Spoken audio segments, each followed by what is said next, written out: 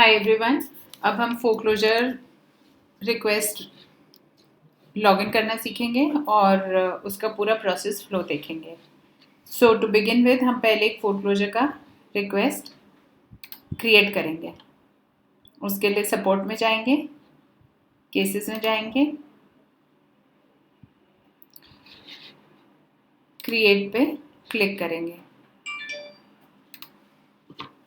ये रिक्वेस्ट है, फोक्लोजर की रिक्वेस्ट है, क्रिएट करेंगे। अब सबसे इम्पॉर्टेंट चीज़ है कि कस्टमर डायरेक्टली आकर फोक्लोजर का चेक या अमाउंट जमा ना कराएं। उसमें शॉर्ट अमाउंट आ सकता है या कुछ और रीज़न हो सकता है जिससे हमें लेना हो नहीं लेना हो। तो ये इंश्योर करने के लिए कि कस्टमर ने पहले फोक्लोजर लेटर हमसे रिक्वेस्ट किया है, अमाउंट देखा है जमा कराने से पहले, उसके लिए प्रोसेस फ्लो इस तरह से है कि आपको पहले फोक्लोजर लेटर का एसआर नंबर डालना पड़ेगा, तभी आप ये रिक्वेस्ट क्लोज कर पाएंगे। तो जैसे हम देखते हैं कि पहले फोक्लोजर लेटर का कोई एसआर हमारे पास जनरेटेड है क्या।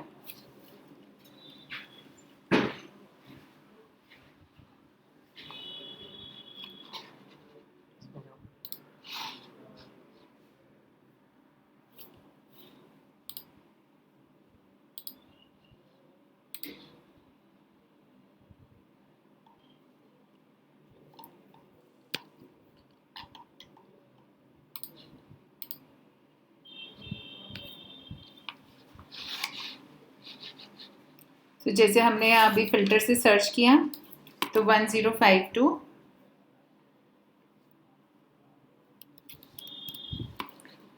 हमको एसआर नंबर मिला।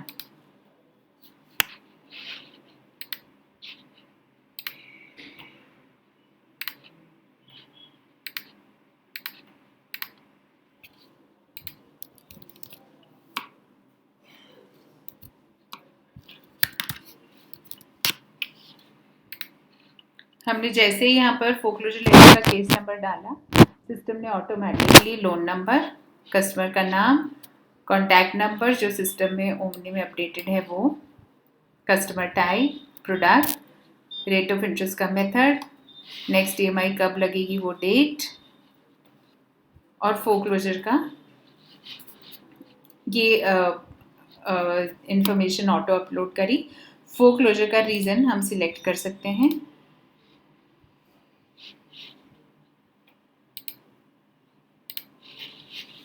हमने जैसे ही सिलेक्ट किया, फोरक्लोजर का अमाउंट एज पर एफसीएल और जो कस्टमर डिपॉजिट करा रहे हैं वही डलेगा।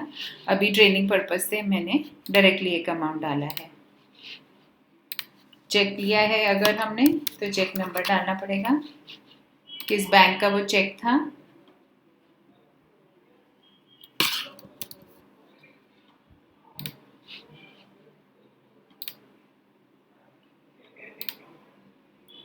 चेक की डेट क्या है,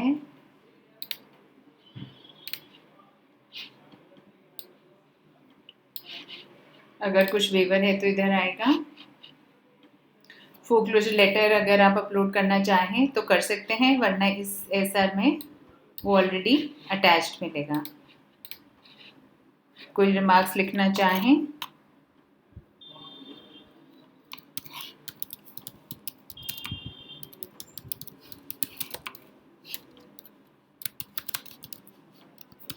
तो वो यहाँ कर सकते हैं।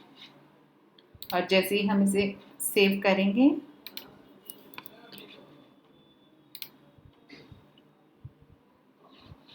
तो ये केस क्रिएट हो गया। केस नंबर 1078, केस का स्टेटस ओपन, किस कैटेगरी का केस है ये, रिक्वेस्ट है, कस्टमर की डिटेल्स, केस का टाइप क्या है, ये फोक्लोजर की रिक्वेस्ट है, और ये किसे असाइन हो गया है, सौरभ शर्मा को,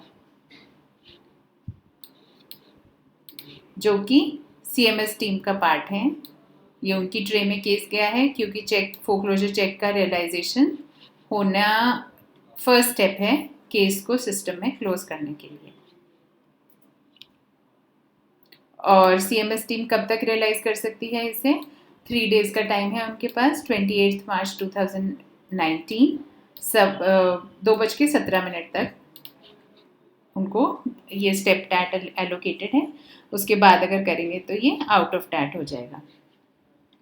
अभी क्योंकि हम एडमिन आईडी से लॉग्ड इन हैं तो हम डायरेक्टली सौरभ की ट्रे देख सकते हैं। अदरवाइज जब हम अपना अपना ट्रे में काम करेंगे तो Saurabh can only see this ID, can only see this case when he logs into his own tray, या फिर सीएमएस की जो ग्रुप ट्रे है के मेंबर्स हैं वो ये केस देख सकते हैं।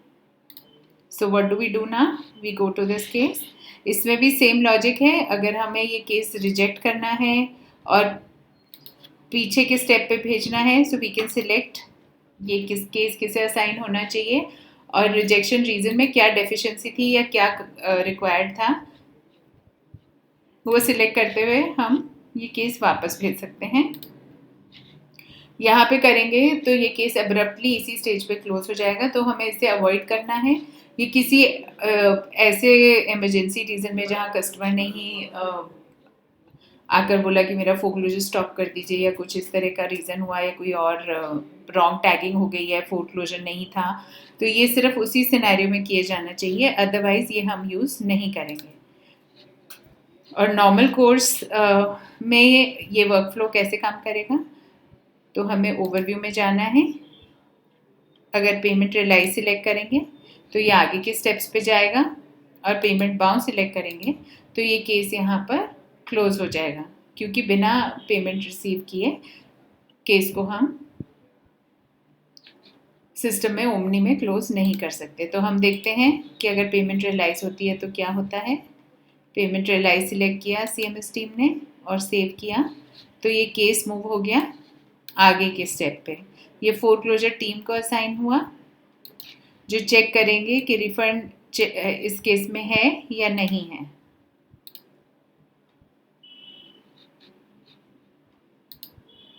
अगर हमने इस केस में सपोज एक्सेस अमाउंट रिसीव हुआ था और रिफंड है तो क्या होगा, हम सिलेक्ट कर सकते हैं कि रिफंड मोड कस्टमर को चेक से चाहिए या एनईएफटी से चाहिए। अगर चेक से चाहिए तो चेक सिलेक्ट करेंगे। प्रीएमआई ईएमआई जो टैब दिया गया है, इसमें अगर कोई एक्सेस ईएमआई आई है या प्रीएमआई आई है जिसका हमें रिफंड देना है तो वो हम यहाँ सिलेक्ट कर सकते हैं।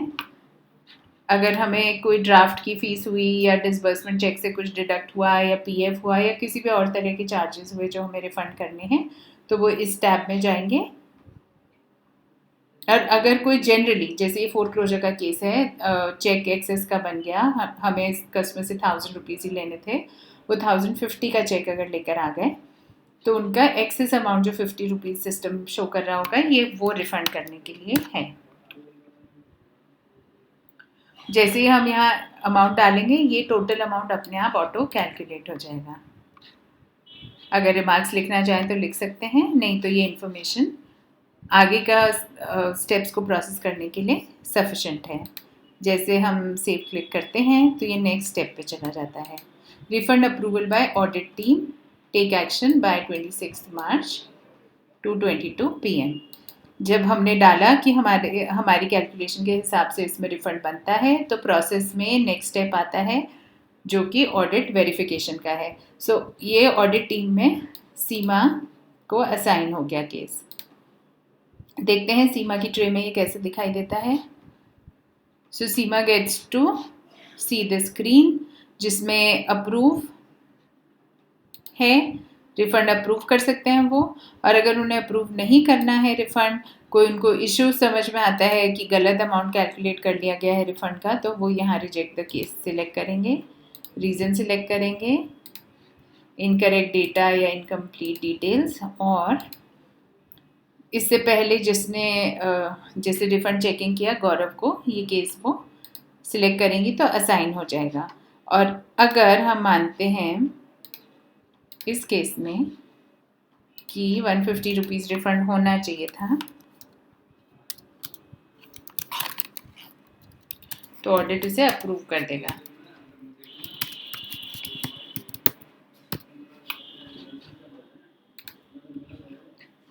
सेव करने पे ये नेक्स्ट स्टेप पे चला गया। नेक्स्ट स्टेप क्या है, printing of cheque by central payment team.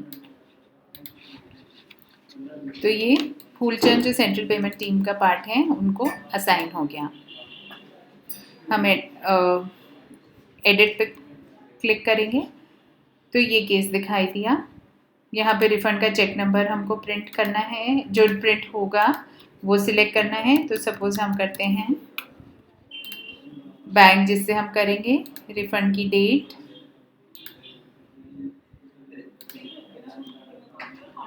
अब ये फ्यूचर डेट लेने दे रहा है बट क्योंकि ये ट्रेनिंग मॉड्यूल है, लेकिन उसके बाद जो लाइव सिस्टम हमें मिलेगा उसमें फ्यूचर डेटेड एक्सेप्ट नहीं होगा।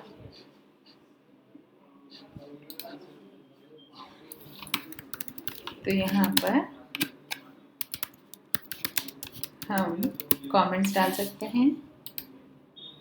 जैसे सेव किया ये नेक्स्ट स्टेप पे चला गया। नेक्स्ट स्टेज क्या है, processing the closure by foreclosure team. तो क्लोजर टीम को सिंस अब रिफंड भी हो गया है, सफिशेंट अमाउंट है सिस्टम में केस को क्लोज करने के लिए, तो ये फोरक्लोजर टीम के पास चला गया। सो फोरक्लोजर टीम ओमनीफिन में जाकर केस को क्लोज करेंगी और उसके बाद जब वो केस ओमनीफिन में क्लोज कर लेंगी तो यहाँ पे मेकर और चेकर ऑटोमेटिकली ओमनी से फ्लो करेगा जिन्होंने ये केस को क्लोज किया है। जैसे कि मेकर हो सकते हैं गौरव। अभी क्योंकि हमने ओमनीफिन में क्लोज नहीं किया है केस, इसलिए ये ऑटो फ्लो नहीं हुआ है। ये सिर्फ ट्रेनिंग पर्पस के लिए बनाया जा रहा है। तो ये हुआ कि ओमनी में किसने क्लोज किया केस को। डॉक्यूमेंट रिलीज के लिए हम कहेंगे कि सिर्फ एनओसी रिलीज करें या एनओसी या डॉक्यूमेंट रिलीज करें, तो हम सिलेक्ट करते हैं कि सारे लिंक लोन क्लोज हैं, एनओसी या डॉक्यूमेंट रिलीज करें। अब सपोज कि इसमें शॉर्ट अमाउंट होता तो यहाँ शॉर्ट अमाउंट डाल दिया जाता, यहाँ मेकर चेकर नहीं आता और ये केस रिजेक्शन के थ्रू वापस ब्रांच को भेजा जाता to collect the balance amount. पर ये हम क्लीन केस देख रहे हैं तो यहाँ पर हमने केस को क्लोज कर दिया और फिर से वो ऑडिट टीम के पास गया वेरिफिकेशन के लिए कि इसमें डॉक्यूमेंट्स रिलीज कर दिए जाएं या नहीं। तो ये फिर से ऑडिट टीम को असाइंड है। हम देखते हैं ऑडिट टीम को क्या स्क्रीन दिखता है, उसमें अप्रूवल है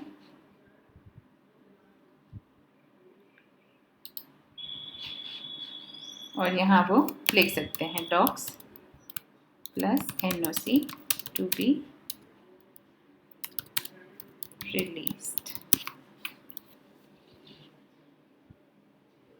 और सेव किया। तो ये वापस फोरक्लोजर टीम के पास चला गया। इस स्टेप पे उन्हें क्या करना है, उन्हें क्योंकि सारे लिंक लोन बंद हो चुके हैं, हम डॉक्यूमेंट्स रिटर्न कर रहे हैं, तो उन्हें सरसाई 4 सेटिस्फाई करना है सरसाई साइट पे, इसलिए ये वापस गया है। तो जिसने भी किया है, जैसे कि गौरव को असाइन हुआ, उन्होंने किया,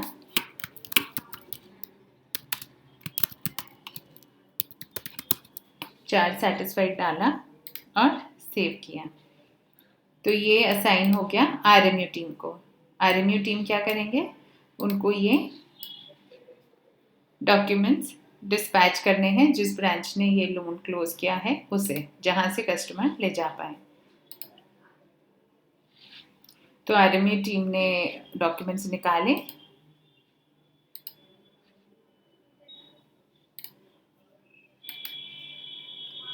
अब ये फ्यूचर डेट लेने नहीं देंगे, तो जिस दिन हम डिस्पैच कर रहे हैं उसी दिन की डेट आएगी इसमें।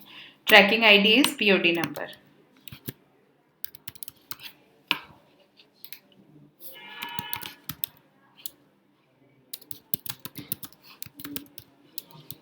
डॉक्स डिस्पैच्ड और नई डॉक्यूमेंट की एसआर जनरेट करके इसमें एसआर केस नंबर डाल दिया जाएगा एज पर प्रोसेस।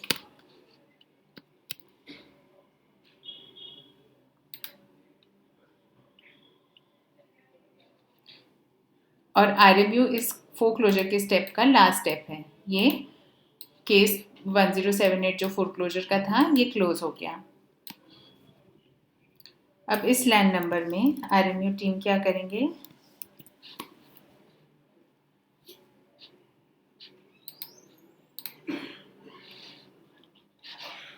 नया केस जनरेट करेंगे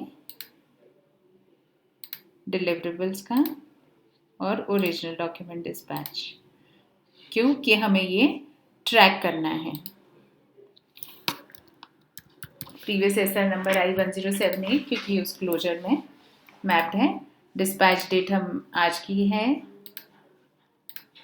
हमने आज डिस्पैच किया है। ट्रैकिंग ID ये था और ये हम सेव कर देंगे।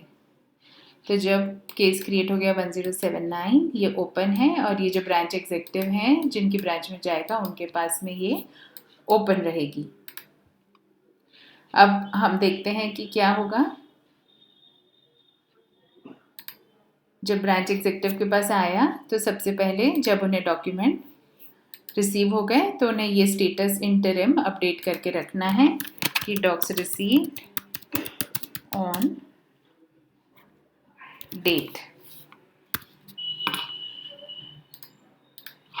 और FRFC में रखने से पहले वो अपना ये अपडेट कर देंगे। अब ये SR ओपन रहेगी और जो इसका मैक्सिमम टैट है तब तक ये उसके बाद भी ओपन रहेगी, पर ये विद इन टैट और आफ्टर टैट का कॉन्सेप्ट इसमें चलेगा और ये यहीं रहेगी जब तक कि हम इसमें डॉक्यूमेंट हैंडओवर अपडेट नहीं कर देते हैं। तो डॉक्यूमेंट हैंडओवर की जो डेट होगी सपोज 28, और फिर हमने NOC वापस भेजी,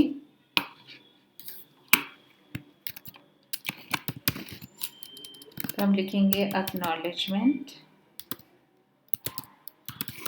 सेंड टू HORMU और सेव किया तो ये RMU को असाइन हो गई। RMU के पास ये रहेगी जब तक कि वो डॉक्यूमेंट रिसीव नहीं करते। जब वो डॉक्यूमेंट रिसीव कर लेंगे तो वो इसको टिक करेंगे, जिस भी दिन उन्हें वो डॉक्यूमेंट एक्नॉलेजमेंट रिसीव हुआ है वो डेट डालेंगे और इसको सेव कर देंगे। इस स्टेप पे ये केस क्लोज हो जाएगा क्योंकि हमारे जो डॉक्यूमेंट गए ओरिजिनल और जो NOC की एक्नॉलेजमेंट आई वो एंड टू एंड ट्रैक हो गई है।